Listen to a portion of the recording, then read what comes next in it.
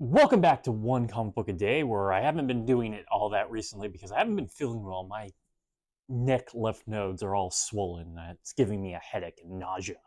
Hopefully, I'm okay and not dying. But off of that, today we're covering Action Comics 169, Caveman Clark Kent.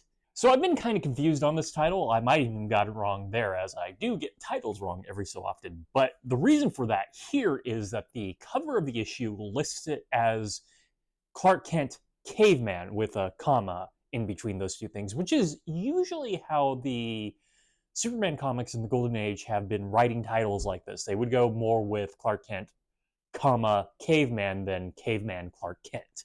But the title page lists it as Caveman Clark Kent.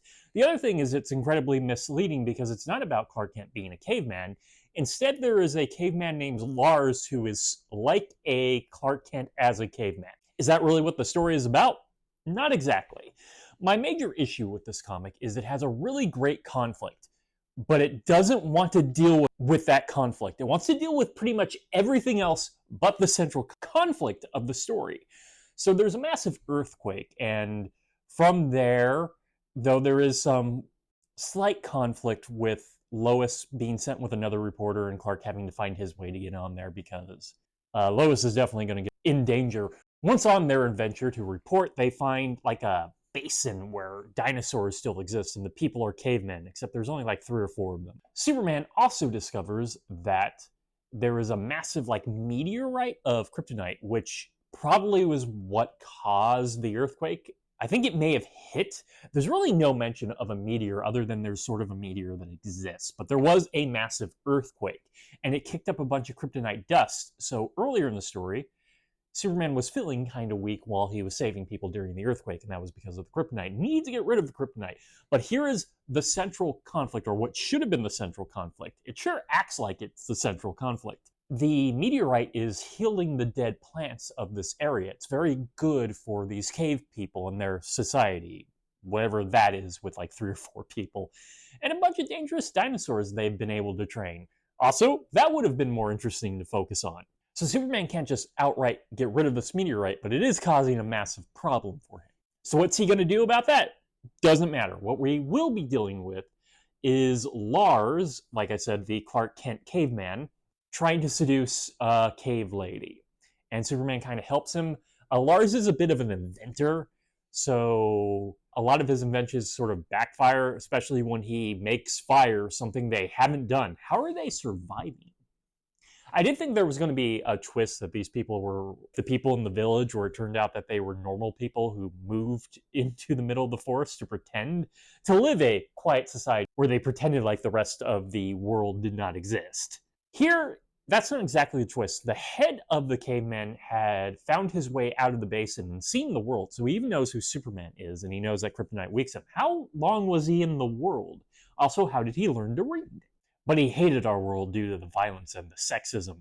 I'm not sure if he hated it because of the sexism or because it wasn't sexist enough, because women are definitely, well, they're still in skirts primarily, but they have jobs, and I don't know if cave woman Lois really had much to do other than wait to be wooed by Clark Kent. Though honestly, 50s Lois just wants to be wooed by Superman most of the time. I will say this about Lois's depiction here. She is very industrious as she takes notes by chiseling them into stone. Good for Lois. She doesn't really have anything else in the story to do.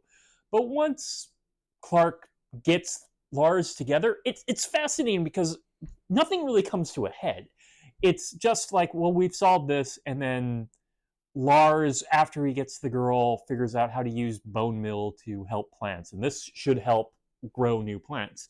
Though, I don't know, planning can sometimes be inconsistent, and there can always be problems just by our normal sense.